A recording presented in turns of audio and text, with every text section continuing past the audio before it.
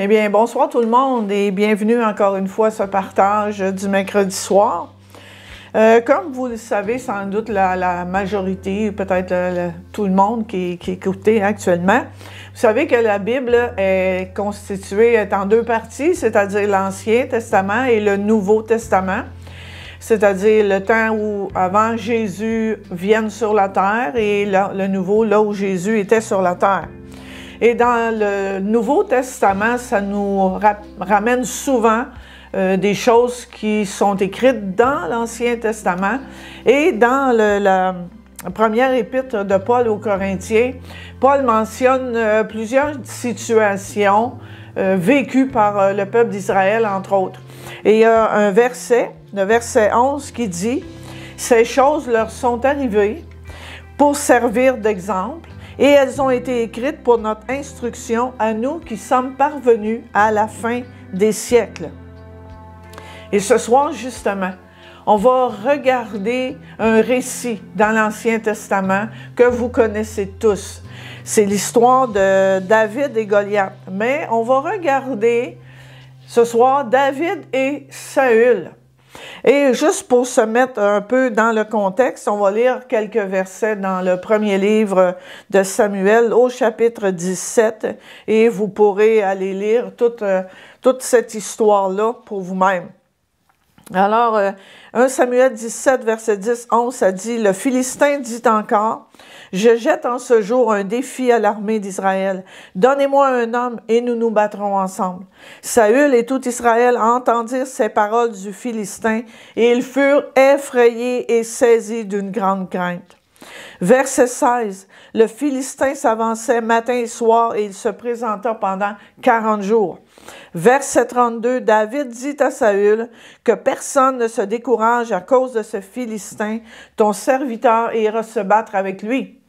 Et finalement, au verset 45, David dit aux Philistins, tu marches contre moi avec l'épée, la lance et le javelot. Et moi, je marche contre toi au nom de l'Éternel des armées, du Dieu de l'armée d'Israël que tu as insulté. Saül, le roi. Saül était roi et il était le général de l'armée d'Israël. Et là, il était sur le point de perdre la bataille contre les Philistins. Ça faisait 40 jours que Goliath se présentait. Et ça le dit, il avait peur. Il était saisi de crainte, il avait peur, saisi d'une grande crainte. Et pourquoi est-ce qu'il était sur le point de perdre la bataille? Il y avait une armée avec lui contre un homme. Parce que Saül n'avait pas les yeux fixés au bon endroit. Saül avait les yeux fixés sur son ennemi. Jour après jour, il écoutait les paroles de Goliath.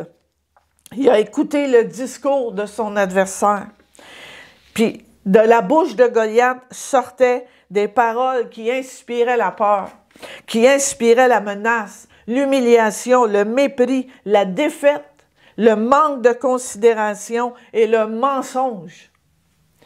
David, lui, c'est un jeune berger de Bethléem. Lui, il gardait des brebis. Il était sans expérience.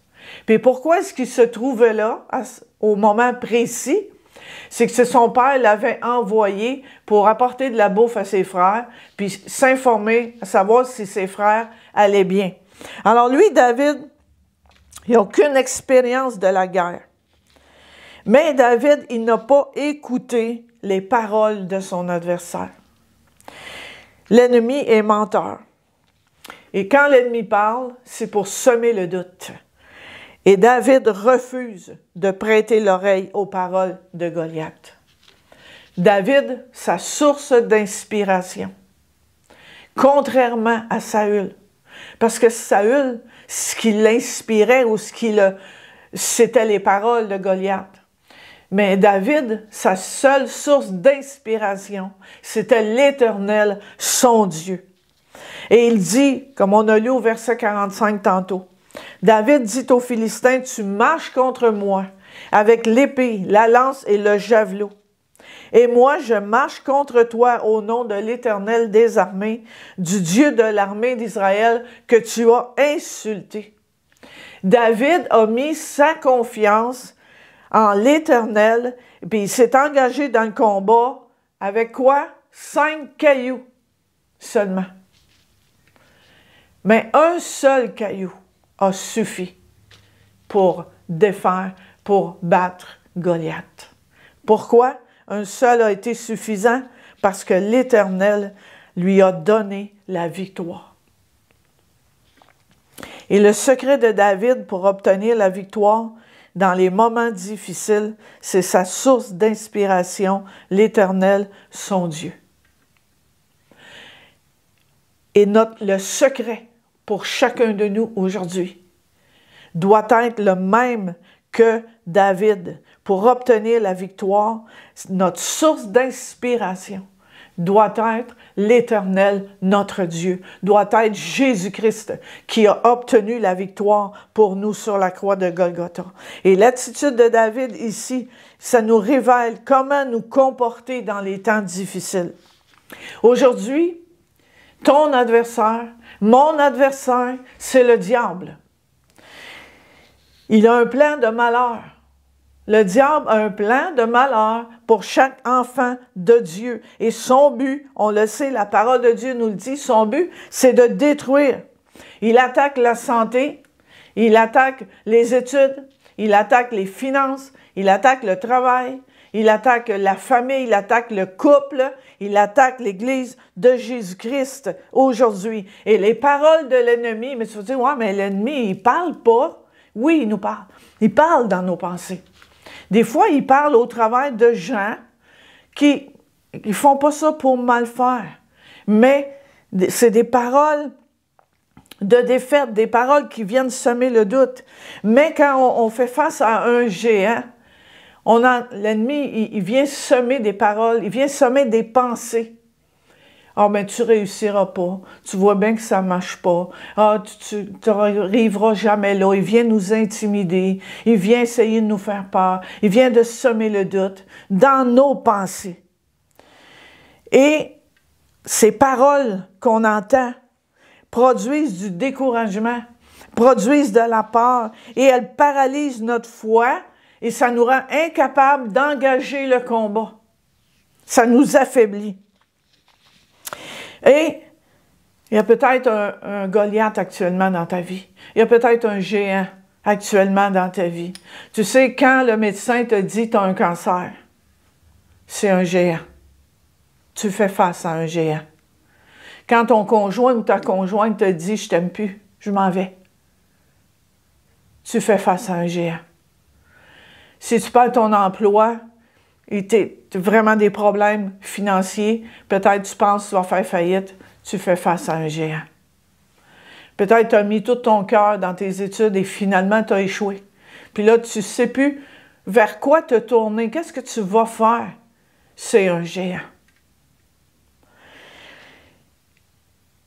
Et les géants, dans notre vie, des fois, on ne les voit pas venir. Mais comment les combattre? Comment combattre les géants? Comme je vous dis, à ce moment-là, l'ennemi va venir semer toutes sortes de pensées dans notre tête, justement. Quoi faire? Bien, faisons comme David. Mettons notre confiance en Dieu, en notre Dieu, en l'Éternel. Comment? Ouvre ta Bible. Tu fais face à un géant actuellement, tu fais face à un Goliath actuellement, et par nos propres forces, on ne peut pas le vaincre. Mais avec Dieu, il y a un verset qui dit, si Dieu est pour nous, qui sera contre nous? Alors, si tu as un géant dans ta vie actuellement, ouvre ta Bible. Ouvre ta Bible. C'est la seule source infaillible, c'est-à-dire c'est la seule source qui ne trompe pas pour te révéler, pour me révéler le cœur de Dieu dans les moments difficiles. Alors, je trouve tellement que ce récit, on peut tellement s'identifier à ce récit de la parole de Dieu. On peut tellement l'appliquer dans notre vie personnelle aujourd'hui, parce qu'on fait un jour ou l'autre tous face à un géant, à un Goliath dans notre vie. Et ce soir, j'ai vraiment choisi un chant à la fin Tu règnes encore. Et je veux vous encourager à déclarer les paroles. C'est un chant merveilleux. Je vous dis, c'est un chant merveilleux. Je trouve qu'il s'applique tellement bien à nos situations actuelles si justement nous faisons face à un géant. Parce que ça dit, tu règnes encore. Dieu règne encore. Malgré tout, Dieu règne encore. J'espère encore. Parce que tu es le Dieu de l'impossible. Et j'avance au nom de celui. J'avance au nom de celui qui a vaincu l'ennemi. J'avance au nom de celui qui me donne la victoire. Alors, je vous encourage, alors qu'on va écouter ce chant, de déclarer les paroles de ce chant. Appropriez-les pour vous-même. Prenez-les pour vous-même, ces paroles-là. Déclarez-les au nom de Jésus. Amen. Et j'aimerais prier en terminant pour tous ceux justement qui actuellement font face à un géant dans leur vie. Amen. Alors, Père Céleste, je prie au nom puissant de Jésus-Christ. Et je viens ce soir prier particulièrement pour chaque personne qui entend ce message et qui a un Goliath, un géant dans sa vie, que ce soit au niveau de la santé, des finances, du couple, de la famille, ou peu importe le nom qu'il porte. Mais je viens au nom précieux de Jésus-Christ contre tous ces géants. Je viens déclarer la victoire au nom de Jésus-Christ ce soir. Je renverse les paroles de mort qui ont été prononcées sur ta vie, que ce soit mort physique, spirituelle, émotionnelle. Je renverse ces paroles au nom de Jésus et j'appelle la vie du ressuscité, la vie en abondance qui coule à l'intérieur de toi. Reçois ces paroles ce soir. Reçois ces paroles au nom de Jésus. Reçois la victoire que Dieu a déjà acquise, que Jésus a déjà acquise à la croix pour toi. Lève-toi, lève-toi intérieurement, lève-toi et laisse le lion de Juda agir. Laisse-le briser les chaînes de la maladie, briser les chaînes de la pauvreté ou peu importe. Jésus est victorieux et nous sommes victorieux en lui, comme nous déclare la parole de Dieu. Dieu est plus grand, Dieu est plus puissant que tous les Goliaths dans ta vie. Reçois ce message ce soir et prends ta victoire. Au nom de Jésus, Amen. Amen. Que Dieu vous bénisse abondamment.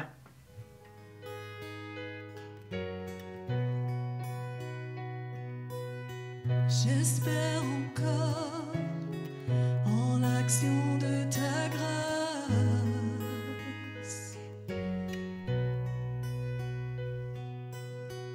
Là où l'échec prononce ses menaces,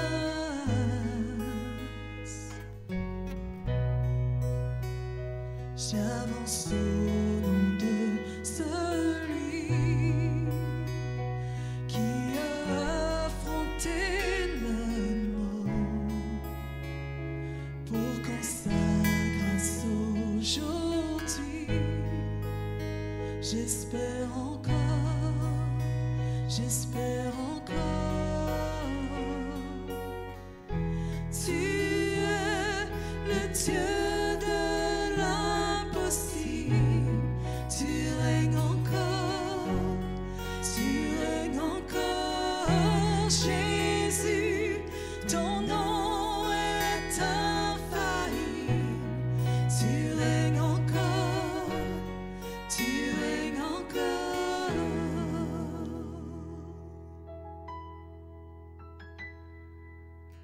J'espère encore en l'action de ta grâce.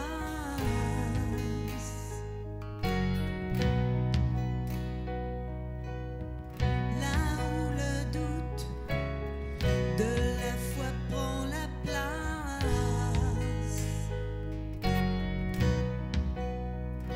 j'avance au nom de celui dont on a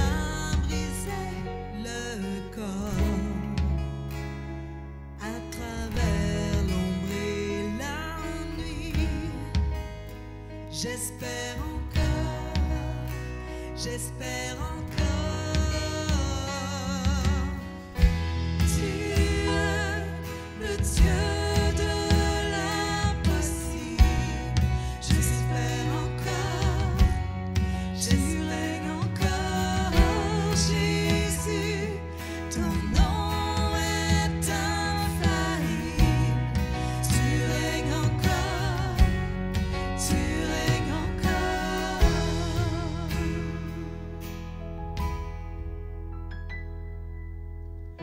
Alors que ce chant retentit pour ta gloire, ton esprit vient me rappeler ta victoire. Reconnaissant ta majesté, je déclare, tu règnes encore, tu règnes encore. Alors que ce chant retentit pour ta gloire, ton esprit vient me rappeler ta victoire. Reconnaissant ta majesté, je déclare, tu règnes encore. Alors que ce chant retentit ce matin, alors que ce chant retentit pour ta gloire, ton esprit vient me rappeler ta victoire. Reconnaissant ta majesté, je déclare, tu règnes encore, tu règnes encore. Alors que ce chant retentit pour ta gloire, ton esprit vient me rappeler ta victoire. Reconnaissant ta majesté, je déclare, tu règnes encore, tu règnes encore.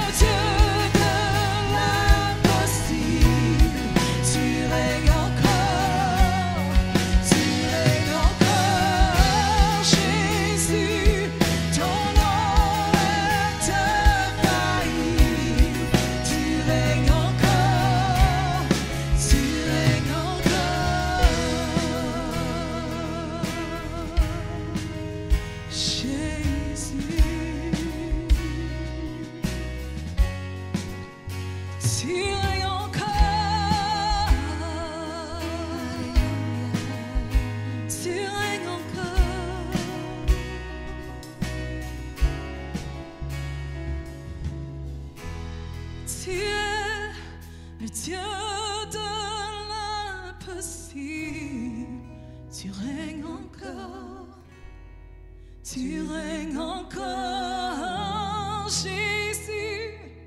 Ton nom est infaillible. Tu règnes encore. Tu règnes encore. Alléluia. Tu règnes encore. Tu règnes